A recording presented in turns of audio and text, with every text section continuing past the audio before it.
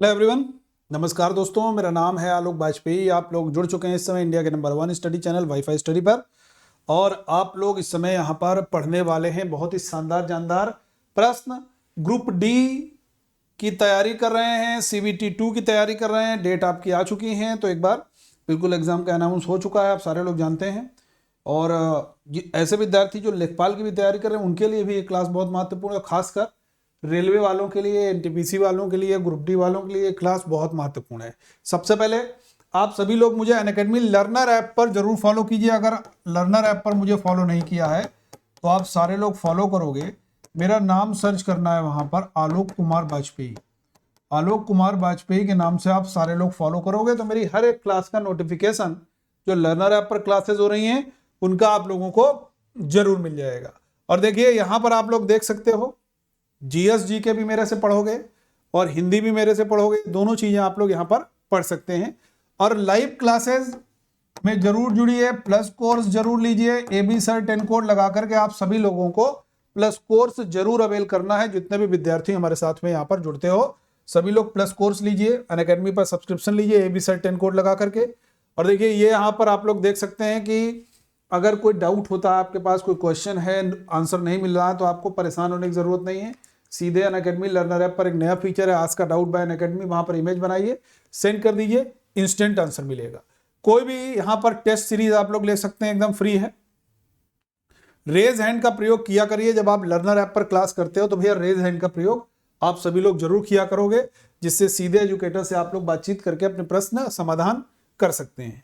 Subscription लेते समय इस बात का बहुत ध्यान रखना है। इस तरीके से स्लाइड आएगी आपके सामने, ओपन होगा कुछ, आपको अपने ड्यूरेशन सेलेक्ट करना है।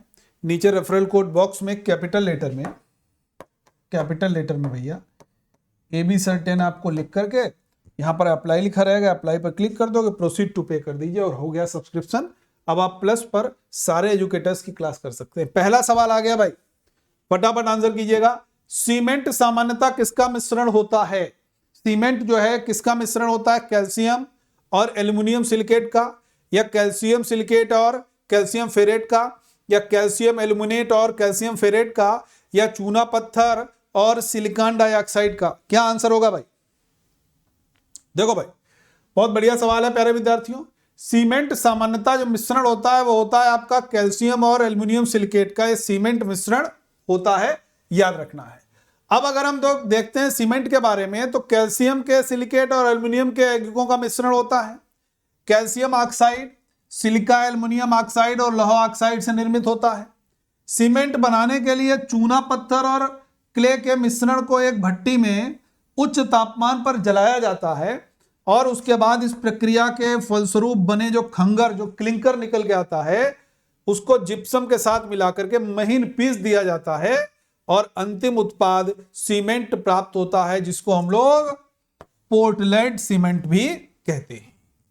बात समझ में आ गई भैया कैसे सीमेंट बनता है? ठीक है, तो क्वेश्चन आपका आया हुआ है, फिर से आ सकता है।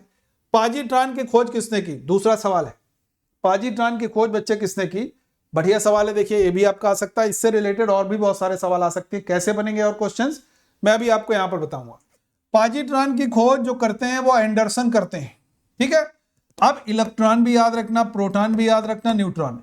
इलेक्ट्रॉन पर नेगेटिव चार्ज, प्रोटॉन पर पॉजिटिव चार्ज होता है, न्यूट्रॉन पर कोई चार्ज नहीं होता है, ठीक है। इलेक्ट्रॉन के खोजकर्ता जे थॉम्सन, प्रोटॉन के गोल्डस्टीन, न्यूट्रॉन के रदरफोर्ड माने जाते हैं। एडवर्ड जेनर ने भैया चेचक का टीका एडवर्ड जेनर ने बनाया था। अगला सवाल है, उससे पहले ये सारी की सारी इंफॉर्मेशन आप लोगों के सामने है। अब देखो यहां पर दो चीजें याद रखनी है।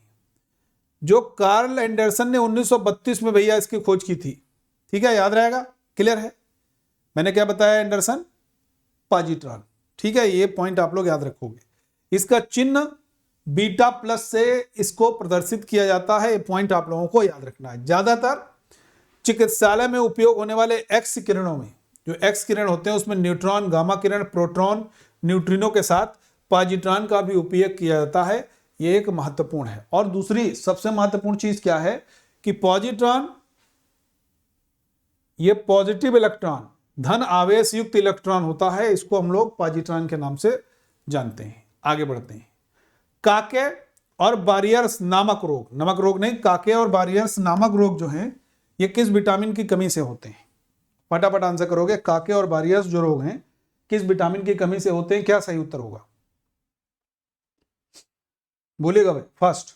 देखो यार, काके और बारियर्स रोग की कभी भी बातचीत की जाए तो काके और बारियर्स दोनों के दोनों रोग ये B1 की कमी से होते हैं। अब आखिरकार आपने इन लोगों का नाम नहीं सुना होगा, यार काके कहां से आ गया, बारियर्स कहां से आ गया? तो सबसे पहले तो हम विटामिन के बारे में थोड़ा सा जान लेते हैं, जहां से और भी आपके सवाल मिल सकते हैं, क्वेश्चंस मिल सकते हैं। देखो भाई, विटामिन सी फंक ने चूंकि नाम दिया था इसीलिए इनके नाम से कहा जाता है, आविष्कार किया। इससे पहले हॉपकिंस आए, लूनिन आए, सारे लोग जुड़ते हैं विटामिन से। विटामिन दो तरीके के, जल में और वसा में। जल में घुलनशील भैया बी और सी, वसा में घुलनशील पूछा जाए तो एडक। याद रहेगा? ठीक है भाई, याद रहेगा। अब यहां पर एक सवाल और बन सकता है, बी कॉम्प्लेक्स के पार्ट पूछे जाएंगे। 8 पार्ट हैं, कौन कौन से? B1 thiamine, B2 riboflavin, B3 niacin, B5 pantothenic acid, B6 pyridoxine, B7 biotin, B12 cyanocobalamin, B9 बचता है फॉलिक एसिड। 1 2 3 4 5 6 7 8 हो गया बी कॉम्प्लेक्स के पार्ट, याद रख लेना भाई। अब काके बारियर्स पे आ जाते हैं। हमने आंसर तो बता दिया B1, ठीक है। अब B1 किसका नाम है भाई? थायमीन का नाम है, ठीक है, याद रहेगा। बेरी बेरी B1 की कमी से होता है, हम सारे लोग जानते हैं। और इस बेरी बेरी का अर्थ होता है चल नहीं सकता। बेरी बेरी का अर्थ क्या होता है? चल नहीं सकता। इसे पॉलीन्यूराइटिस इंडेमिका, हाइड्रॉप्स एस्थमेटिक्स, देखिए किन नामों से जाना जाता है? पॉलीन्यूराइटिस इंडेमिका, हाइड्रॉप्स एस्थमेटिक्स बोला जाता है। काके और बारियर्स ये सभी भैया बेरी बेरी के ही नाम हैं। तो B1 की कमी से बेरी बेरी, तो काके बारियर्स किसकी कमी से आ जाएगा भाई? बेरी बेरी, ठीक। अब इसका कारण क्या होता है, क्यों हो जाता है, समझिएगा। जिन क्षेत्रों में चावल मुख्य आहार है उनमें यह रोग विशेष रूप से पाया जाता है, क्योंकि उसना चावल का प्रयोग कुटे और कम पालिश किए हुए चावलों में यह पाया जाता है, याद रखना है। आगे बढ़ते हैं। किस प्रकार से एक सुई को पानी की सतह पर तैराया जा सकता है? कोई सुई है, पानी की सतह पर अगर तैरेगी तो इनमें से किसके कारण भैया तैरेगी? क्या आंसर होगा? याद रखिएगा, सुई को पानी की सतह पर पृष्ठ तनाव, ठीक है, याद रहेगा। वर्षा की बूंद है, गोलाकार रूप ग्रहण करती है, हमेशा चौकोर नहीं होती, ट्रायंगल नहीं क्यों होती? तो आंसर क्या हो जाएगा? पृष्ठ तनाव के कारण वर्षा की बूंद भी गोलाकार होती है। पानी की सतह पर सुई को भी इसी कारण तैराया जा सकता है। अगला सवाल है डीएनए। डीएनए मतलब डीऑक्सीराइबो न्यूक्लिक एसिड की इसकी जो रूप चित्र की खोज है, अंग्रेजी वैज्ञानिक होते हैं जेम्स वाटसन और फ्रांसिस क्रिक। इन्होंने 1953 में इसको खोजा। इस खोज के लिए उनको नोबेल पुरस्कार से कब सम्मानित किया गया? वाटसन और क्रिक डीएनए मॉडल के लिए बहुत जाने जाते हैं। डीएनए डीऑक्सीराइबो न्यूक्लिक एसिड, और आरएनए का पूरा फुल फॉर्म पूछा जाएगा तो राइबो न्यूक्लिक एसिड। ये सारे सवाल आपके एग्जाम में आए हैं, रेलवे वाले में भैया बहुत ध्यान रखोगे, आपके अच्छे खासे 25 क्वेश्चन आ रहे हैं भाई, ठीक है, साइंस के। तो याद रखना है, साइंस से रिलेटेड इसीलिए मैं लेकर के आया हूं क्वेश्चन। और इनको नोबेल प्राइज मिला है भैया 1962 में, ठीक है, वाटसन क्रिक को। अब यहां पर यह देख सकते हो आप लोग, हेलिक्स मॉडल हो गया।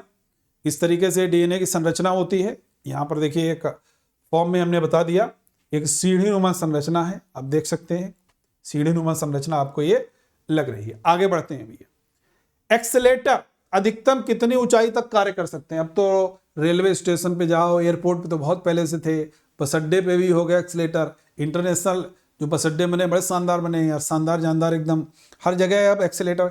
खड़े हो जाओ, सर से ऊपर पहुंच जाओगे, एक्सरसाइज भी नहीं करना है। पहले हम लोग चढ़ते थे, लेकिन बगल में क्या होती है, सीढ़ियां लिखा रहता है stay fit, use for stay fit लिखा रहता ना, तो करना चाहिए सीढ़ियों को, युवा लोगों को सीढ़ियों का प्रयोग करना चाहिए। लेकिन एक्सेलेटर होता है भाई हर जगह, और एक्सेलेटर एक निश्चित हाइट तक ही जा सकता है। उससे ऊपर अगर जाना है भाई तो लिफ्ट का प्रयोग हो, तो एक्सेलेटर काम नहीं करेगा। और वो ऊंचाई होती है कितनी?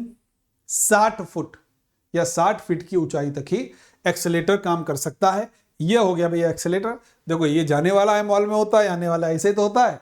ये एक्सेलेटर हो गया 60 फीट तक ऊंचाई तक ही काम कर सकता है। 60 फीट से नीचे की, 60 फीट से ऊपर की ऊंचाई तक अगर जाना है कहीं पर तो भाई लिफ्ट का प्रयोग किया जाएगा। तब एलिजा ओटिस, ईजी ओटिस के द्वारा बनाए गए लिफ्ट का प्रयोग हम लोग कर सकते हैं। आगे बढ़ते हैं भाई। देखो ये मैंने पूरा लिख दिया, यहां पर बहुत ध्यान से समझ लोगे, मैं क्रक्स में आपको बता देता हूं। ठीक, चल सोपान भी बोलते हैं इसको, चलायमान सीढ़ियां भी कहते हैं। ठीक, 60 फुट की ऊंचाई तक ही कार्य कर सकता है, इसलिए जहां अधिक ऊंचाई कार्य हो वहां पर लिफ्ट 2 या 2 से अधिक चल सोपान लगाने पड़ते हैं, जिनसे भाई थोड़ी दूर पे लगाया, फिर एक ब्रेक, फिर थोड़ी दूर पे लगाएगा। ठीक है, तो ये आपको याद रखना है, यानी कि टुकड़ों में लगाया जा सकता है। क्लियर है सारे लोगों को? चलिए आगे बढ़ते हैं। ग्रीन मफलर क्या है? ध्वनि प्रदूषण को कम करता है, जल प्रदूषण को कम करता है, वायु प्रदूषण को कम करता है, या उपरोक्त सभी। बहुत बढ़िया कॉन्सेप्ट है। देखो अक्सर आपने देखा होगा, अपनी गाड़ी से जाओ, बस से जाओ, या कोई भी वाहन से जाओ, सड़क के दोनों तरफ, इधर इधर, लेफ्ट साइड राइट साइड, दोनों तरफ ग्रीनरी होती है, पेड़ लगे होते हैं। क्यों ऐसा होता है? हैवी वाहन निकल रहा है, ट्रक निकल रहा, अपना भूपू बजा रहा है, भूपू मतलब हॉर्न दे रहा है, तेजी, बड़ी तेजी से आवाज हो रही है, हम लोग अगर सुन लें तो कान में एकदम, ट्रक वाला बजा दे तो कान सुन्न हो जाए, ऐसा होता है ना। तो आप सोचो इतना ज्यादा नॉइज पोल्यूशन हो रहा है, इतना ज्यादा नॉइज पोल्यूशन हो रहा है, तो ये सब एब्जॉर्ब कौन करता है? ये जो पेड़ पौधे हैं इधर उधर लगे हुए, ये एब्जॉर्ब करते हैं, और एब्जॉर्ब करके फिर ध्वनि आती है, सीधे आ जाए तो शायद बहुत सारे लोग किसी न किसी बीमारी का शिकार हो जाएंगे। तो ग्रीन मफलर ये आपका रिलेट करेगा ध्वनि प्रदूषण को कम करने के लिए, एक चादर सी ग्रीन मफलर, इस तरीके से हम लोग कह सकते हैं।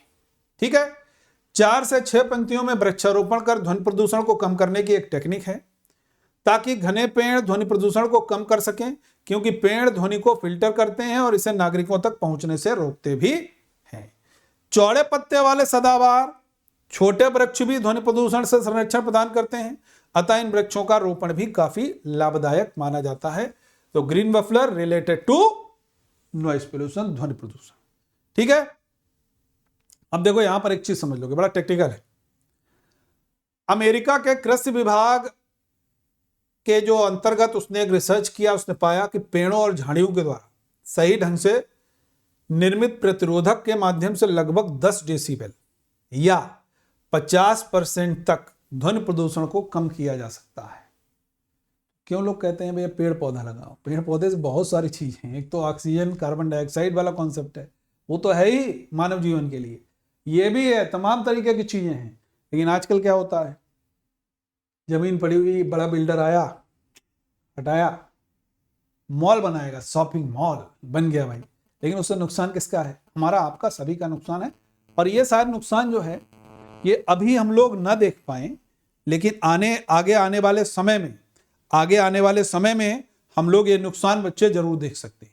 आगे आने वाले समय में हम लोग ये नुकसान जरूर देख सकते हैं, इस पॉइंट को आपको याद करना है। ठीक है, आगे बढ़ते हैं। According to heredity which type of the marriage is not correct? जो आनुवंशिकता है उसके अनुसार कौन सा विवाह ठीक नहीं रहेगा? अगर RH नेगेटिव का विवाह RH पॉजिटिव के साथ हो जाए तो, या RH पॉजिटिव दोनों हैं, या RH नेगेटिव दोनों हैं, या मेल RH पॉजिटिव है और फीमेल RH नेगेटिव है, तब कौन सा विवाह जो है वो आपका ठीक नहीं रहेगा, ये आपको बताना है। बहुत बेहतरीन क्वेश्चन है, एक बार आंसर करोगे आप, सारे लोग आंसर कीजिए भाई, बहुत ही बेहतरीन क्वेश्चन है, आप सारे लोग आंसर कीजिए भैया, क्या सही उत्तर होगा? देखो यार, बहुत बढ़िया सवाल है, ध्यान से समझोगे।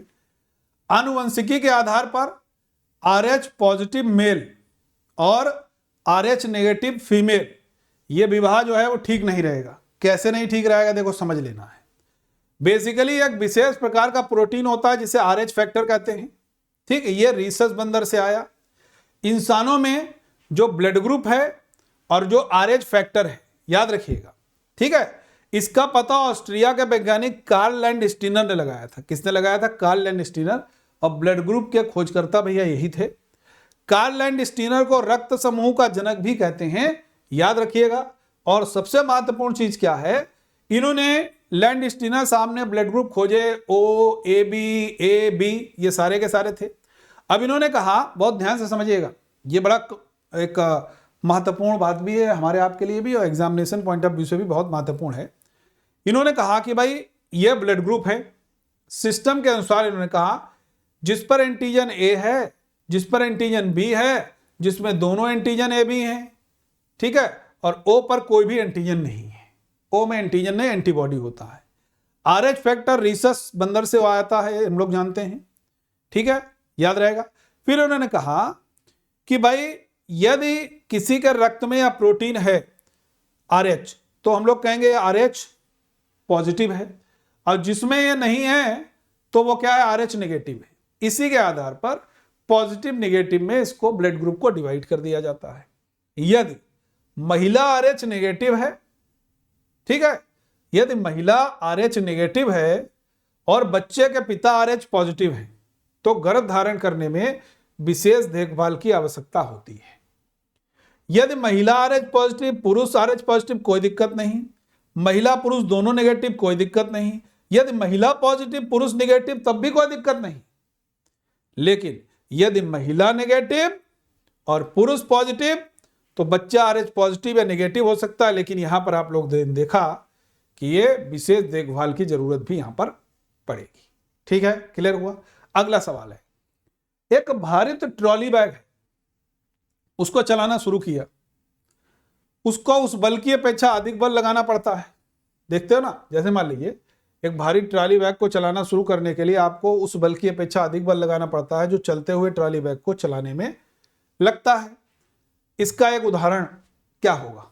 ये क्या उदाहरण होगा भाई? चलता हुआ है उसको चलाया दो, और रुका हुआ है तो उसको चलाने में, तो यहां पर न्यूटन का जो लॉ लगेगा वो कौन सा लगेगा भाई? First law. ठीक है, समझ रहे हैं ना। अगला सवाल है, गले की जो संधि है, अब किस प्रकार की संधि का उदाहरण है? गले की संधि जो है वो आपकी किस प्रकार की संधि का उदाहरण है? एक बार तेजी से आंसर करोगे। गले की संधि, बहुत बढ़िया सवाल है भाई। गले की संधि जो है वो किस प्रकार की संधि का एग्जाम्पल है? अगर कभी भी पूछा जाएगा तो गले की संधि बच्चे आपकी धुराग्र पिवियट ज्वाइंट है। ठीक है भाई, याद रहेगा। अगला सवाल है, किस पेड़ के तने से मंड निकाल करके, माड़ मतलब मंड निकाल करके साबूदाने का निर्माण किया जाता है? तो देखिए ये जो पौधा है आपको साइकस का दिख रहा है, ये यहां से इसका साबूदान निकाला जाता है, याद रखिएगा। ठीक है। ध्वनि के बारे में क्या सही नहीं है? देखिए ध्वनि के बारे में जो स्टेटमेंट सही नहीं है वो क्या हो जाएगा? ध्वनि तरंगे एक यांत्रिक तरंग लिखा है, नहीं है, बिल्कुल गलत बात है। यांत्रिक तरंग है, इसीलिए ध्वनि तरंग यांत्रिक तरंग है, नहीं है, नहीं होगा, इसीलिए स्टेटमेंट आपका एकदम गलत है। ठीक है। अगला सवाल है, किस एक जोड़ों की दोनों बीमारियां बैक्टीरिया से होती? देखो हम लोग 4 तरह की बीमारियां अमूमन एग्जाम में पूछी जाती हैं, जीवाणु से होने वाली, विषाणु से होने वाली, प्रोटोजोआ से होने वाली, फंगस से होने वाली। इसमें जो आपकी दोनों बीमारियों का जो पेयर है, जो बैक्टीरियल बॉर्न है, वो आपकी कौन सी हो जाती है? Typhoid and tuberculosis.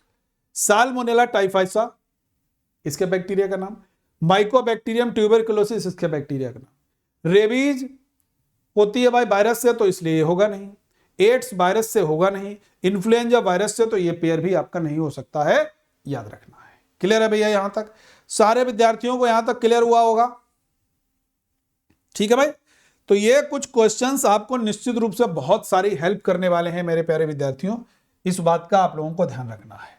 ठीक है, इस बात का आप लोगों को ध्यान रखना है, बहुत सारी हेल्प करने वाले हैं। अब देखिए एक बड़ा महत्वपूर्ण मैं आप लोगों को इंफॉर्मेशन दे दूं, जितने लोग मेरे साथ जुड़े हुए हैं। जीएस जीके का कॉम्बैट है भाई, और ये कॉम्बैट 12 तारीख को है, 12 दिसंबर को। इनरोलमेंट फ्री में मिलेगा सभी को, और भाग लेने पर प्राइज भी जीतोगे। लेकिन इनरोलमेंट करने के लिए एक कोड का प्रयोग जरूर करें। तो कैसे करोगे?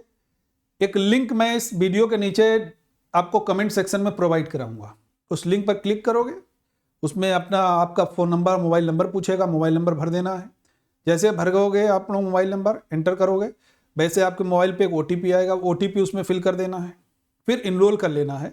इनरोल पर क्लिक करोगे, फिर एक कोड मांगेगा, उस कोड में ABSir10 लगा करके फाइनल आप सबमिट कर दोगे और आपका इनरोलमेंट हो गया। और नीचे पूरी सारी डिटेल आप लोग व्यू देख सकते हो कि क्या क्या चीज़ें हैं उस कॉम्बैट में, क्या क्या आपको मिलना है, क्या क्या प्राइस है, वो सारी चीज़ें उसमें दी गई हैं।